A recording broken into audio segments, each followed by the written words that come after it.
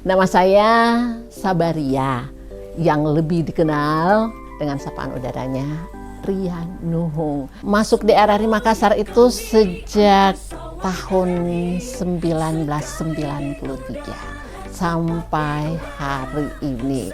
Dan awalnya di RRI Makassar tidak langsung penyiar. Jadi kita dulunya istilahnya berapa bidang di situ kita cari ilmunya masing-masing. Lari-larinya setelah sekian kisaran 6 bulan masuknya ke siaran. Nama saya Jusmar Kurniawansyah, SPT MAP.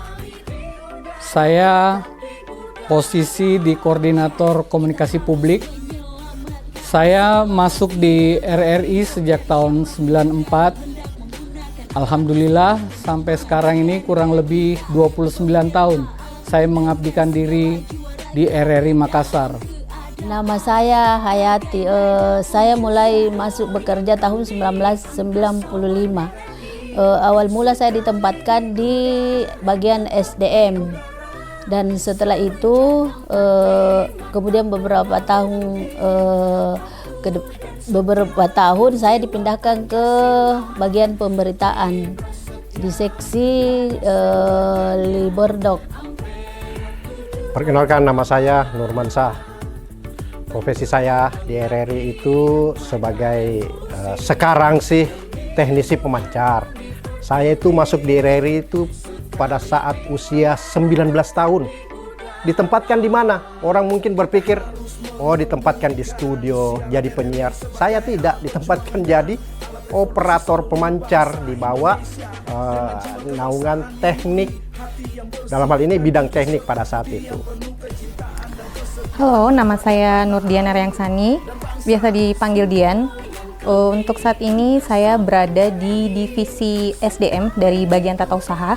Saya bergabung di RRI sejak tahun 2014, jadi kurang lebih hampir 7 tahun. Jadi pada saat ditempatkan di RRI, hal baru lagi untuk saya, awal-awal masuk saya harus belajar basic, karena saya sendiri nggak punya basic keuangan. Setelah itu, hal baru saya dapatkan lagi di tahun 2021, pada saat saya bekerja di bagian SDM. Pengalaman saya selama bekerja di RRI, alhamdulillah saya sudah banyak melihat daerah-daerah lain, itu karena RRI. Pekerjaan saya itu kita carikan narasumber itu yang berkompeten di bidangnya, dan itu suka dukanya ya, kalau kita sudah hubungi dari awal, begitu sudah waktunya mau on air itu biasa narasumber tidak diangkat lah, teleponnya dimatikan ataukah tidak aktif, begitu suka dukanya jadi gatekeeper. Sampai menitikkan air mata ya. Ketika itu peralatan sudah berfungsi bagus, baik, tiba-tiba mati lampu. Nah, mati lampu ini koordinasi kita, karena kan sistemnya tidak otomatis. Komunikasi kita antara orang pemancar dengan orang prasarana itu harus jalan. Nah, kalau hujan itu lah, karena letak mesin genset dengan letak pemancar itu jauh, ya mau tidak mau pada saat itu ya komunikasinya kan belum pakai HP. Nah, terganggulah komunikasi, ya mau tidak mau pakai jas hujan kita komunikasikan bahwa tegangan yang dibutuhkan pemancar dibawa dari standar. Ya terganggu dengan bisingnya genset, ya biasalah kita teriak-teriak.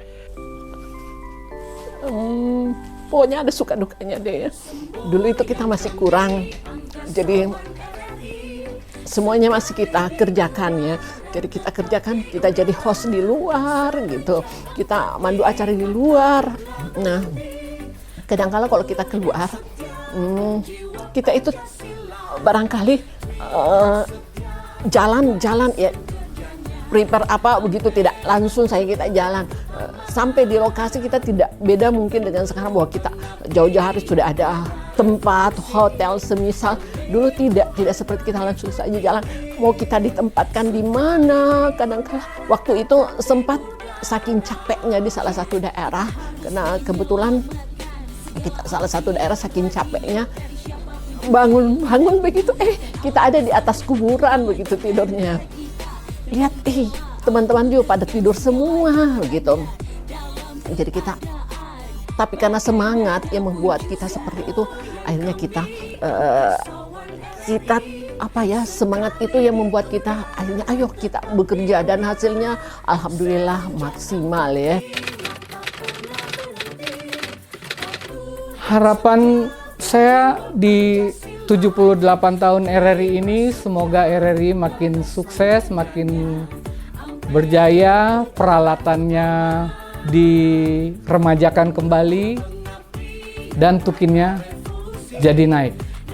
Harapan saya semoga kedepannya lagi RRI lebih baik lagi.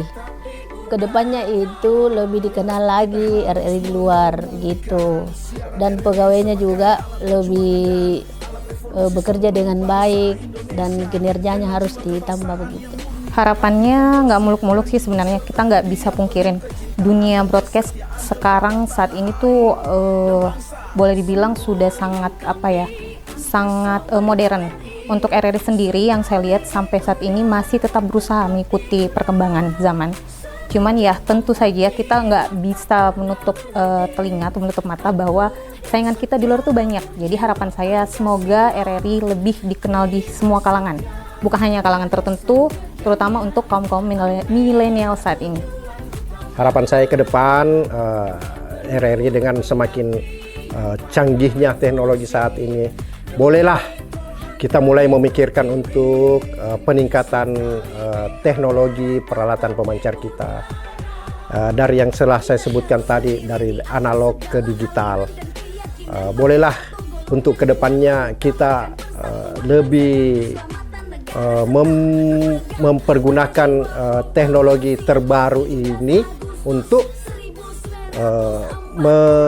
meningkatkan siaran terestrial kita, tapi juga tidak melupakan sistem pemancar analog. Dan bolehlah dengan slogan kita sekarang ini transformasi media. Transformasi media itu kan mempergunakan segala media digital. Tapi satu pesan saya, jangan lupakan terestrial.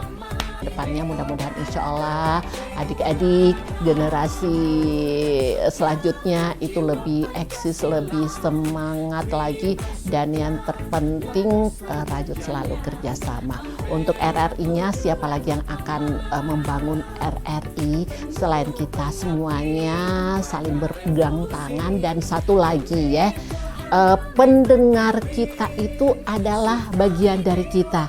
Kita melakukan pekerjaan sebagai lembaga penyiaran dan maunya kita didengar. Siapa yang akan mendengarkan pabrik kita? Rawat dan jaga silaturahim kita dengan pendengar kita. Dirgahayu RRI ke-78, sekali di udara tetap Merdeka.